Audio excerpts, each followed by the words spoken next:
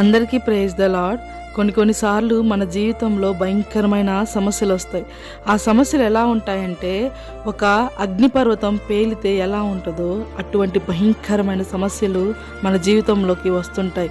అసలు ఆ సమస్యలను చూసి మనం ఎవరితో పంచుకోవాలో అర్థం కాదు. ఈ అగ్నిపర్వతం వంటి సమస్యలని ఎలా భరించాలి ప్రభువా అని చెప్పేసి మనం దేవుని ఎదుట సాగిలపడి దేవుణ్ణి అడుగుతూనే ఉంటాం. ఎందుకేసయ్యా నా జీవితంలో ఇలాంటి సమస్యలను అనుమతించావు తండ్రి అని చెప్పి దేవుడిని మనం మోకరించి అడుగుతుంటాం.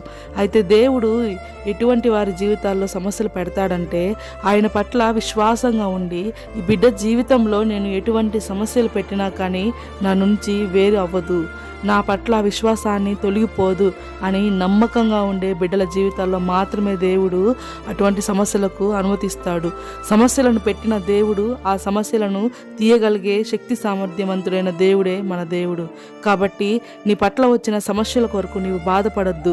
దేవుడు నీ జీవితంలో పెట్టిన సమస్యల పీరియడ్లో నీ యొక్క విశ్వాసం అనేది ఆయన పట్ల ఎలా ఉందో ఆయన గమనించడానికి మాత్రమే ఆ సమస్యలను కొద్ది రోజులు నీ జీవితంలోకి ఇచ్చి తర్వాత వాటన్నిటిని తీసివేయగలిగే శక్తి సామర్థ్యవంతుడు మన దేవుడు. కాబట్టి నీ జీవితంలో ఎదురైనటువంటి సమస్యల కొరకు నీవు అస్సలు భయపడవద్దు. ఆయన ఎదుట సాగిలపడి విశ్వాసంతో ఆయన ప్రార్థించండి. దేవుడు నీకు ఎంతో అద్భుత రీతిలో సహాయాన్ని అయితే దయచేస్తాడు. మనుషులు రిజెక్ట్ చేసిన దానికి అస్సలు బాధపడబాకండి. వాళ్ళు జస్ట్ మనుషులు మాత్రమే. కావుని నీకు లోకరక్షకుడైన యేసయ్య అండ నీ పట్ల ఎప్పుడూ ఉంటుంది. దేవుని